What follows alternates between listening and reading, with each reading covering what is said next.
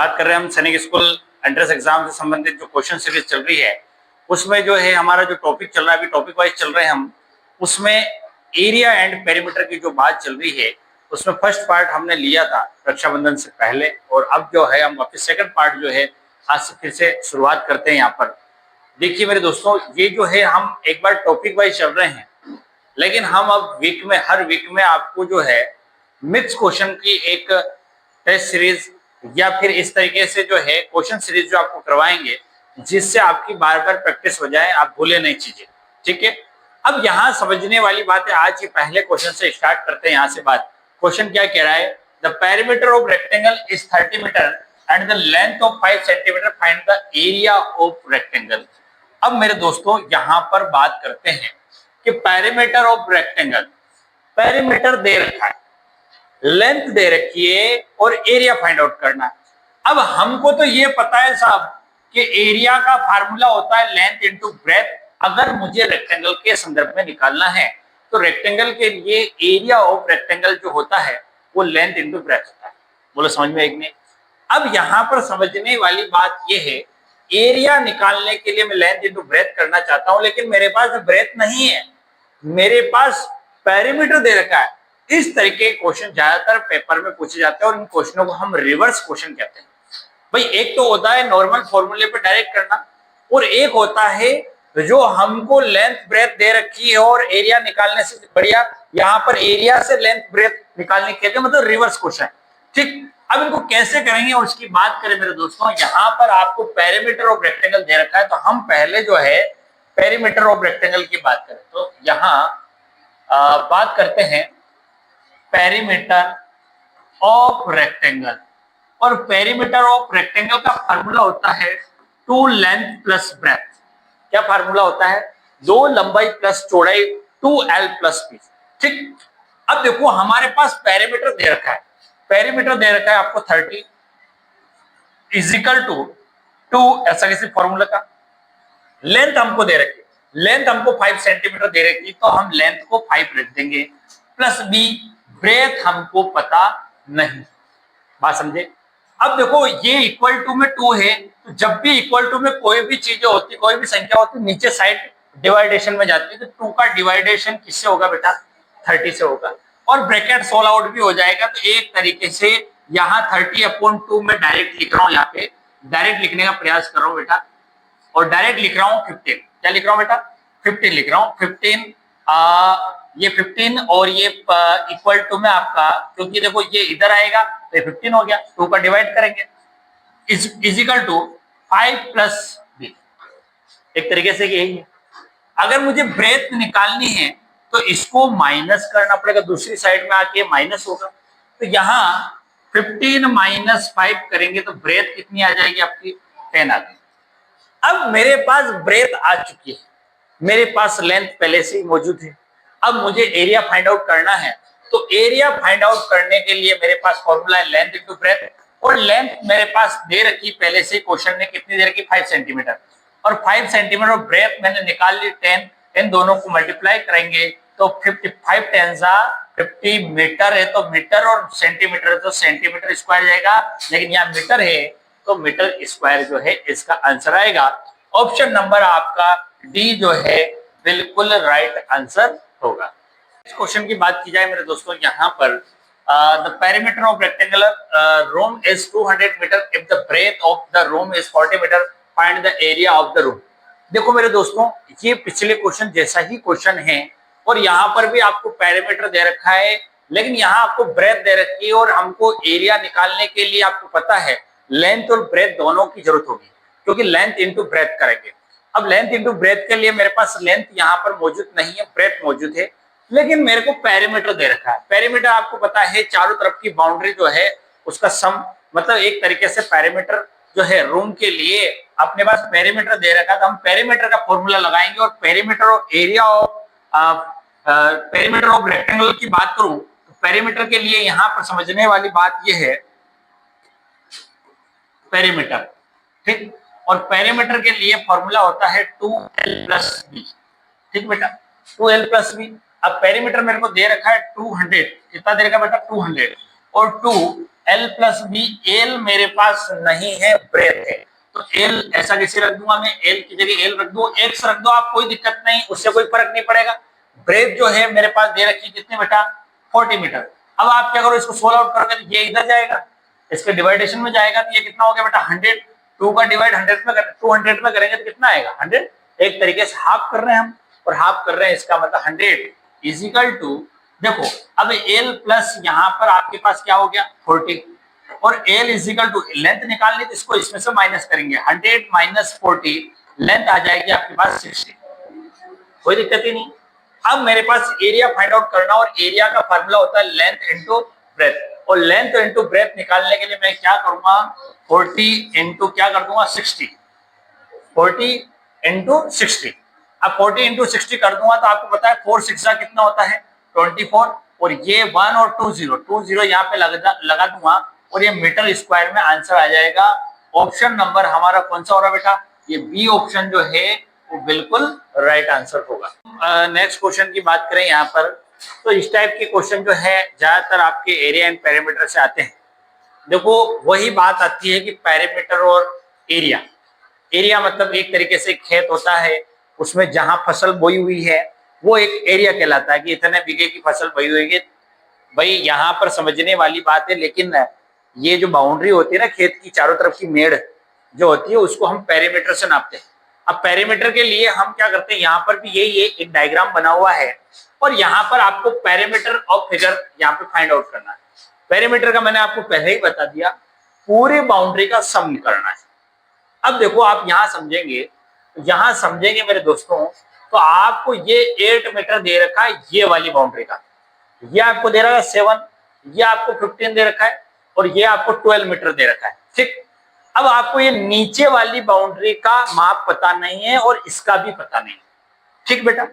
अब यहां समझते हैं, ये पूरी यहां से लेके और यहां तक जो बाउंड्री है वो 12 मीटर है, तो हम ये सोचते हैं कि अगर ये यहां इस तरीके से होता और ये डायग्राम इस तरीके से होता, तो एक तरीके से ये और ये पूरी जो है ये भी 12 होती कि नहीं होती। अब 12 होती, उसमें मेरे पास जो है मेरे दोस्तों, ये तो मेरे पास 7 दे रखी, तो ये 7 है, तो बाकी बची हुई कितनी होगी 5 होगी, नहीं होगी। टोटल मुझे कितना करना है 12 करना है, तो कुल मिला के मेरे को ये समझ में आ गया कि ये 7 है, भाई ये 7 है, तो ये बची हुई कितनी है बेटा 5। बोलो समझ में आया कि नहीं। अब यहाँ 7, ये 8 और ये 5, ये आपको समझ में आया कि नहीं। मुझे ऊपर से कोई लेना देना नहीं, भाई मेरे को जो है इससे कोई लेना देना नहीं है, मेरे को केवल इससे काम है, क्योंकि ये 12 थी, ये 7 है, तो ये कितनी होगी 5 होगी, टोटल 12 हो गई। क्लियर मेरे दोस्तों। अब आपको बात करते हैं इधर वाली के लिए। इधर वाली के लिए अगर हम बात करें तो यहाँ पर समझने वाली बात है, यहां से यहां तक जो है हमको फाइंड आउट करना है कि ये कितनी है। तो आप देखेंगे यहां से यहां तक कितनी है बेटा 15 है। अगर मैं इस डायग्राम को, इस लाइन को आगे तक खींच दूं, यहां तक आ जाएगी, ये यहां तक इस तरीके, तो ये कितनी है इसका पता कर लूं, तो देखो ये यहाँ कितनी हो रही बेटा 8 हो रही है। तो यहाँ पर समझने वाली बात ये है कि ये भी 8 होगी क्यों होगी, क्योंकि ये इतनी है तो ये भी उतनी ही होगी। तो यहाँ समझने वाली बात ये होगी कि हमारी जो पूरी लाइन है वो 15 तो ये है और 8 ये यहां से बदल रहा है, तो टोटल 23 है। तो कितनी है बेटा 23। लेकिन मेरे को इससे अभी कोई लेना देना नहीं, मेरे को ऐसा कोई बनाने की जरूरत नहीं है। क्यों नहीं है, क्योंकि मुझे उससे कोई लेना देना ही नहीं है। तो मेरे को ये समझ में आ गया कि ये पूरी बाउंड्री जो है ये कितनी है बेटा 23। अब मैं क्या करूं, सबको प्लस कर दूं। सबको प्लस क्यों करूंगा बेटा, प्लस करने का मतलब ये होगा कि बेटा भाई यहां पर समझने वाली बात क्या है, एक मिनट देखना। देखो यहां पर अब मेरे को इस पूरी बाउंड्री का सम करना है, और बाउंड्री का सम करने के लिए मेरे पास क्या क्या चीजें हैं। मेरे पास, अब मैंने सारी संख्या लिखी थी, इधर 5 लिख दी, वो कहां से आई अभी बताइए, ये 23 का आई कहां से आई ये आपको मैंने बता दिया। अब मैं सबको क्या कर देता हूँ बेटा प्लस कर लेता हूँ, सबको प्लस कर देता हूँ, ऊपर से स्टार्ट करता हूँ यहाँ से 15। इस 23 से कोई लेना देना नहीं, ये मैंने इधर लिख दिया। प्लस 7 प्लस कितना हो गया 8 प्लस कितना हो गया 5 प्लस कितना हो गया 23 और प्लस उधर वाली कितनी हो गई 15, सॉरी 12, ठीक, प्लस 12 हो गई। अब मैं इन सबका सम करूंगा, और सम क्यों करूंगा बेटा, क्योंकि मुझे सब तरफ की बाउंड्री का जो सम होता है उसे ही हम पेरीमीटर कहते हैं, तो हम प्लस करूंगा। 15 और 7 22, 22 और 8 होता है आपका 30, 30 और 5 35, 35 और 23 की बात करूं तो 45, 45 से 55 और 58, 58 और 12 जो होता है बेटा वो आपका होगा 70 मीटर। तो यहाँ पर 70 मीटर जो है इसका पेरीमीटर होगा। आप देख सकते हैं ऑप्शन नंबर आपका यहाँ पे कौन सा हो रहा है बेटा, बी ऑप्शन जो है वो यहाँ पर राइट आंसर। देखिए यहाँ पे नेक्स्ट क्वेश्चन की बात करें तो उसी टाइप का एक क्वेश्चन जो है आया हुआ है, ये पेपर में आया हुआ क्वेश्चन भी है। What is shaded area of the following figure. यहाँ पर देखो एक डायग्राम बना हुआ है, एक डायग्राम बना हुआ है यहाँ पर, और अगर मैं इसको देखने का प्रयास करूं मेरे दोस्तों, इसकी पहचान करने के लिए मैंने आपको पहले ही बता रखा है कि लेंथ और ब्रेथ यदि अलग अलग है इसका मतलब वो रेक्टेंगल है। लेंथ और ब्रेथ अगर अलग अलग है इसका मतलब वो क्या है, रेक्टेंगल है। यहाँ पर वही वाली बात है कि भाई यहाँ पर समझने वाली बात ये है कि आपके पास ये जो है 20 दे रखी है और ये 10 दे रखी है, इसका मतलब इस पूरे एरिया की जो बात हो रही है, लेकिन यहाँ ये शेडेड एरिया जो है आपको बना रखा है, लेकिन एक ऐसा एरिया बीच में डाल दिया यहाँ पर जिसके लिए हमको ये कहा गया है कि ये इसका एरिया हमको फाइंड आउट नहीं करना है, इसको छोड़ के हमको शेडेड एरिया का एरिया निकालना है। तो हमको क्या करना, इस पूरे में से यदि मैं इसके एरिया को माइनस कर दूं, इस पूरे में से इसके माइनस कर दूं, तो मेरे पास जो शेडेड बचा हुआ है एरिया वो निकल के आ जाएगा। तो मैं क्या करूं, एरिया ऑफ रेक्टेंगल का यहां पर फॉर्मूला लगाऊंगा। क्यों लगाऊंगा बेटा, क्योंकि मेरे पास लेंथ और ब्रेथ जो है यहाँ पर अलग अलग दे रखी है। तो 20 इंटू 10 करूंगा तो 200 मीटर आ गया। अब मेरे पास ये पता चल गया कि इस पूरे का एरिया जो है वो 200 है। अब देखो अंदर वाली जो आकृति फिगर जो दे रखा है वो रेक्टेंगल है कि स्क्वायर है, उसके लिए भी हमको ये पता कि इधर 10 दे रखा है इधर 5 दे रखा है, इसका मतलब ये भी एक रेक्टेंगल है। तो इस रेक्टेंगल का इसका एरिया, ये सेकंड, इसको मैं सेकंड डायग्राम कह सकता हूं। इस सेकंड डायग्राम का मैं एरिया निकालूं तो 10 इंटू क्या कर दूं बेटा 5, और ये कितना हो गया बेटा 50 हो गया। अब 10 इंटू 5 50 हो गया है, तो मैं क्या करता हूं इस पूरे में से इसको घटा दूंगा जिससे मेरा शेडेड एरिया निकल के आ जाएगा। तो 200 में से 50 माइनस कर दूंगा तो 150 मीटर स्क्वायर जो है मेरा जो है शेडेड एरिया आंसर आ जाएगा। और 150 ऑप्शन नंबर आपका जो है वो सी जो है वो यहाँ पे राइट आंसर होगा। नेक्स्ट क्वेश्चन की बात की जाए मेरे दोस्तों, सेम उसी प्रकार का फिर से डायग्राम वाला जो है क्वेश्चन आया है, और यहाँ पर क्वेश्चन ने क्या कहा, फाइंड द अनशेडेड एरिया। पिछले क्वेश्चन में हमको शेडेड एरिया का हमको फाइंड आउट करना था, अब यहाँ पर अनशेडेड, अनशेडेड मतलब आपको इस पूरे एरिया में से ये शेडेड एरिया अगर निकल जाएगा तो ये अनशेडेड एरिया जो बचा हुआ ब्लैंक है हमारे पास वह उसका मान जो है निकल के आ जाएगा। तो मेरे पास रेक्टेंगल है ये बिल्कुल रेक्टेंगल पूरी, क्यों, क्योंकि लेंथ और ब्रेथ अलग है। तो मैं पहले इसका एरिया फाइंड आउट करता हूँ। तो 20 इंटू 10 करूंगा तो ये आ गया आपका 200। ये बेटा समझ में आया नहीं है, कोई दिक्कत नहीं इसमें। भाई मैं क्या कर रहा हूँ यहाँ पर इसको माइनस 20 इंटू 10 कर रहा हूँ, ये 200 आ गया आपका इस पूरे एरिया को। अब देखो ये अंदर वाली आकृति में एक लॉजिक है, क्या लॉजिक है बेटा, ये डायग्राम जो है ये शेडेड एरिया है और मुझे अनशेडेड चाहिए। तो इस शेडेड एरिया से मुझे कोई लेना देना नहीं है, मुझे इसको हटाना है इसमें से। अब मैं देखता हूं कि यहाँ 5 मीटर दे रखा और यहाँ भी 5 मीटर दे रखा, जिसकी लेंथ और ब्रेथ दोनों समान है, इसका मतलब वो स्क्वायर का काम कर रहे हैं। एक तरीके से मेरे पास ये स्क्वायर नुमा आकृति है और इसको एरिया ऑफ स्क्वायर का मेरे पास फॉर्मूला है। एरिया ऑफ स्क्वायर का फॉर्मूला है साइड का स्क्वायर, और साइड का स्क्वायर निकालने के लिए मेरे पास साइड दे रखी है 5 मीटर और 5 का स्क्वायर होता है 25। एक तरीके से मुझे ये शेडेड एरिया का जो एरिया मिला वो 25 मिल गया। अब मैं इस पूरे में से इस 25 को निकाल के बाहर फेंक दूंगा तो मेरे पास अनशेडेड एरिया आ जाएगा। तो पूरा एरिया 200 है, उसमें से 25 शेडेड एरिया है, इसको हटाया तो 175 मीटर स्क्वायर जो है वो अनशेडेड आ गया। ऑप्शन नंबर आपका यहाँ पर सी जो है वो राइट आंसर होगा। नेक्स्ट क्वेश्चन की बात की जाए मेरे दोस्तों, यहाँ पर क्वेश्चन क्या कह रहा है, the area of square is 144 centimetre square, find its diagonal. देखो मेरे दोस्तों, यहाँ पर स्क्वायर की बात कर रखी है, डायगोनल की बात करिए, और डायगोनल आपको दे रखा है, डायगोनल सॉरी आपको एरिया दे रखा है, डायगोनल फाइंड आउट करना है। तो आप क्या करो, डायरेक्ट फॉर्मूला लगाएंगे किसका, पहले तो एरिया ऑफ स्क्वायर का फॉर्मूला लगाएंगे, एरिया ऑफ स्क्वायर, और एरिया ऑफ स्क्वायर होता है साइड का स्क्वायर, ठीक, ये फॉर्मूला है। अब यहां पर समझे, मैंने आपको एक बताया था बात कि डायगोनल निकालने के लिए साइड के सामने √2 लगा दो। भाई डायगोनल का फॉर्मूला क्या होता है, भाई मैं अलग से इसको बता देता हूं आपको कि भाई डायगोनल की बात करें तो डायगोनल का फॉर्मूला होता है साइड √2। अब साइड पता चल जाए तो उसके सामने √2 लगा दो। अब मुझे साइड पता करने के लिए मैं क्या करता हूं, मैं एरिया से पहले साइड पता करता हूं। एरिया मेरे पास दे रखा, एरिया ऑफ स्क्वायर 144, और साइड निकालने के लिए देखो इधर से स्क्वायर हटेगा तो ये जाएगा अंडर रूट में, और आपको पता है कि 144 जो है किसका स्क्वायर होता है, 12 का, तो साइड हमारी आ जाएगी 12। ये 12 कैसे आया बेटा, क्योंकि इधर से स्क्वायर हटा, बहुत सी जगह आपको इस तरीके से बताते हैं कि आप जो है ये एरिया को अंडर रूट में डाल दो, लेकिन आपको कोई रटने की जरूरत नहीं है, आपको पता है कि इधर से स्क्वायर हटेगा तो ही अंडर रूट में जाएगा, ठीक है। स्क्वायर हटा अंडर रूट में चला गया, और अंडर रूट में जाने के बाद हमको पता चलता है 144 जो है स्क्वायर रूट निकालेंगे तो 12 आएगा। अब साइड हमारे पास 12 आ गई। अब आपको पता है डायगोनल का फॉर्मूला होता है साइड √2, साइड √2 तो 12 √2 इसका आंसर हो गया, क्योंकि साइड मेरी जो है वो 12 निकल के आई। ऑप्शन नंबर ए जो है मेरा यहाँ पर राइट आंसर होगा।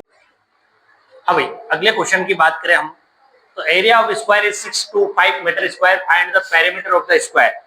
कहने का मतलब यहाँ पर ये है कि आपको एरिया दे रखा है और पेरीमीटर ऑफ द स्क्वायर निकालना। अब एक तरीके से रिवर्स क्वेश्चन है।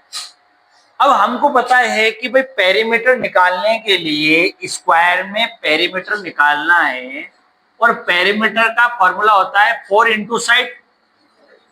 अब मेरे पास साइड है ही नहीं तो मैं 4 कैसे मल्टीप्लाई करूं, तो मैं क्या करूं, पहले एरिया ऑफ स्क्वायर से पहले साइड फाइंड आउट करता हूं, और एरिया ऑफ स्क्वायर का फार्मूला क्या होता है उसकी बात करूं तो साइड का स्क्वायर या साइड इंटू साइड कर सकता हूं।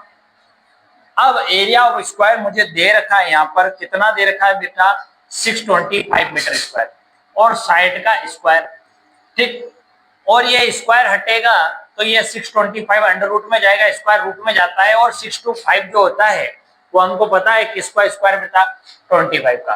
तो एक तरीके से मेरी साइड जो आ गई वो 25 आ गई। कितनी आ गई बेटा, 25 आ गई। साइड जो है मेरी 25 आ गई, ठीक है।